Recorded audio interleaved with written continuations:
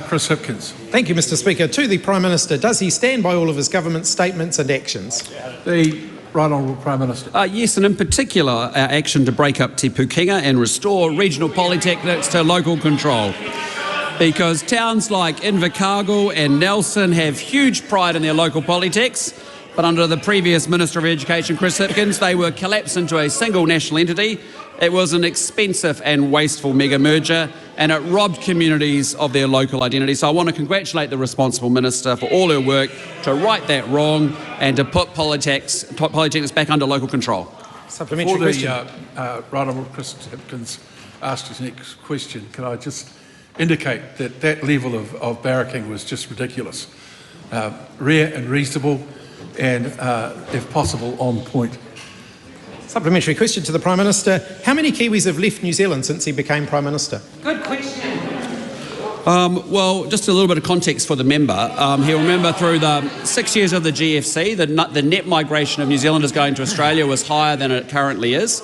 In the last year of the Labor government, it was actually 29,379. And the net migration in the first year of the new government in 2024 was 29,952. The reason people leave a country is because they think they can earn higher incomes somewhere else. And what this government's doing, what this government's doing is making sure that we fix the economy. Because why are they leaving? They're leaving because there was high inflation, high interest rates, the economy shrunk, and people were put out of work, and that was because of the last government. Supplementary question.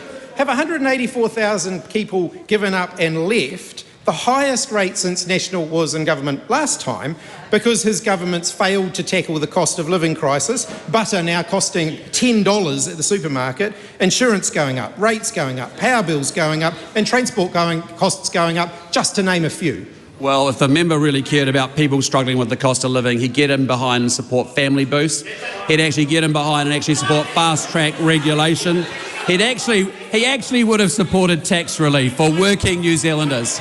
Never gave them tax relief in 14 years. Lower middle income Kiwis deserve it after he ran up high inflation, he ran up high interest rates, he put the economy into recession. And what I think is fantastic is that, and the member should be encouraging this, to actually support Kiwis actually with the cost of living crisis that he created through economic mismanagement, that actually we are making sure we're actually getting support to working families. If the member really cared about it, he would have actually supported increasing tax thresholds for lower middle income working New Zealanders. That was not an ideological policy. That was just basic common sense to support working New Zealanders. He doesn't care about working New Zealanders. Supplementary question, Mr Speaker. If he's aiming to help low-income New Zealanders get ahead, why has the minimum wage in New Zealand not kept up with inflation, potentially leading to low-paid Kiwi workers going to Australia, where the minimum wage increases have at least matched inflation? Because he doesn't care about that. That's right.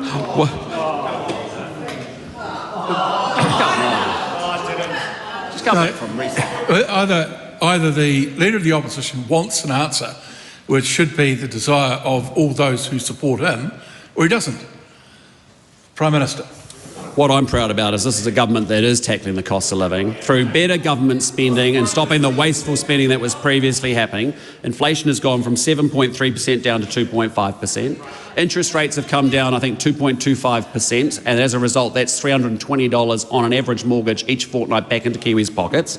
We've actually made sure that rents are now stable after having increased $180 per week under his previous government. They're actually down $5 per week at this moment. That's all good stuff, and I would hope that that member actually could get over the politics and actually say, why doesn't he just say thank you, this government, for supporting the lower middle income working New Zealanders that he purports to care about, but did nothing about it when he had his chance in government?